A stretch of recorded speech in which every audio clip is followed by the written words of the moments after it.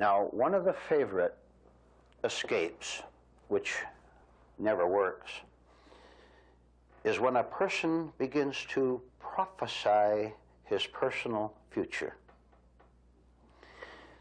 Now, you follow and see how you do this yourself, or you do. When you cannot bear the pain of the present condition of your life, your mind, which operates in time, immediately works in time in prophesying that the future will be different. The future will be better.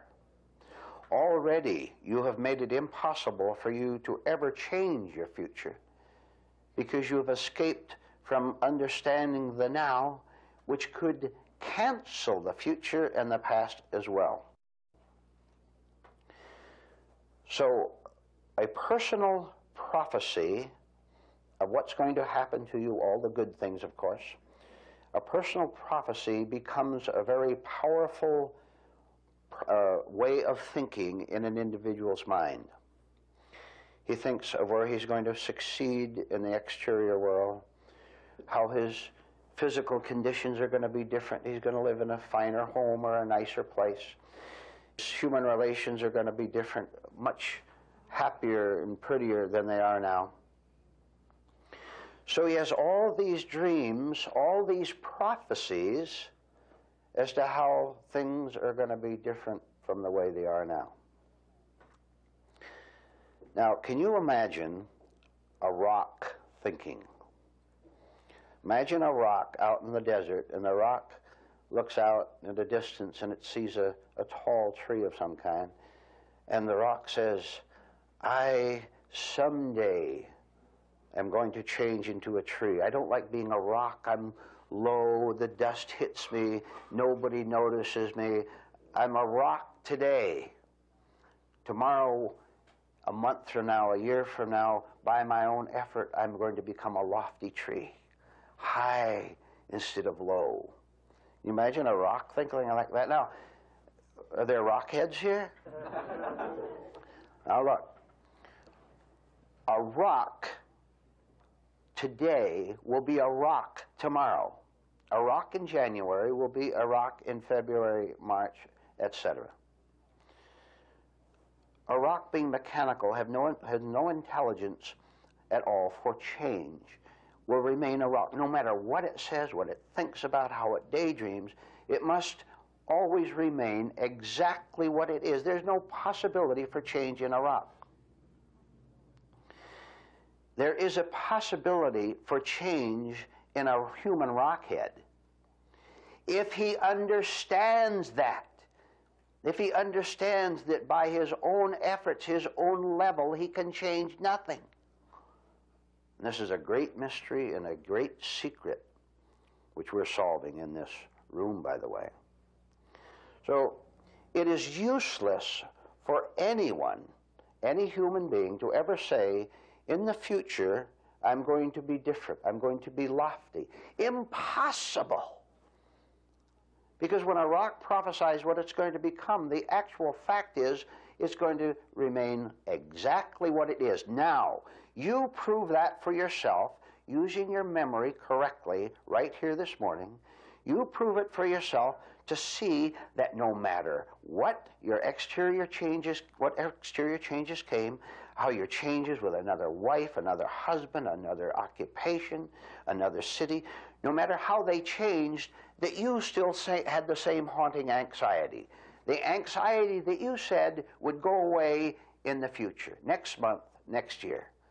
It's with you right now as you're seated here, is it not? So all prophecy is vain, because there's no power behind it. There's only self-deception. There's only a person who thinks that things can change without a higher intelligence. He thinks that he has power to change himself, to change conditions, and it simply can't happen. So I'll tell you, I want you to remember the word abandonment. Abandonment of everything you've tried, which is going to terrify you, because you're going to say, but what will become of me if I abandon me? Find out. God himself urges you to find out if you abandon your fakery. See, you don't know what you're doing here. You don't know what you're doing here in this world. But you say, I do, and that is the problem.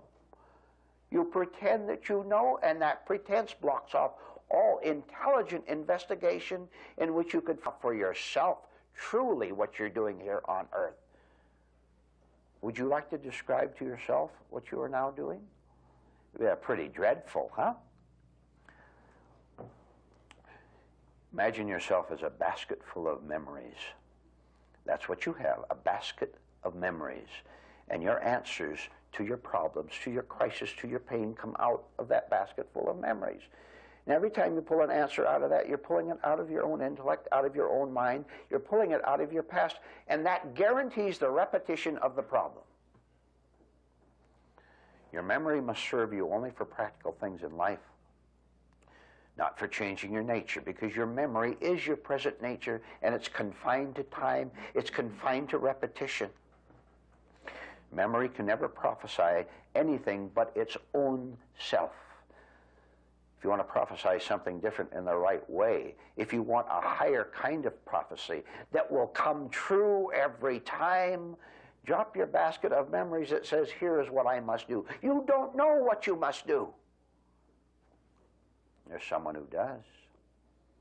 Will you let this someone, I'm talking about God, I'm talking about truth, will you let this someone come into your life? You won't do it as long as you love yourself more than you love God. Can you begin to see that there's nothing to love there at all? Because there's nothing lovable. You call agony lovable. Look what you're doing. Don't reach into the basket anymore and bear the pain of not having an answer. If you bear the pain of not having an answer, truth will guarantee to you that the right answer will come, and you will know it when it comes. You will feel it, and you will live by it, and all will be different.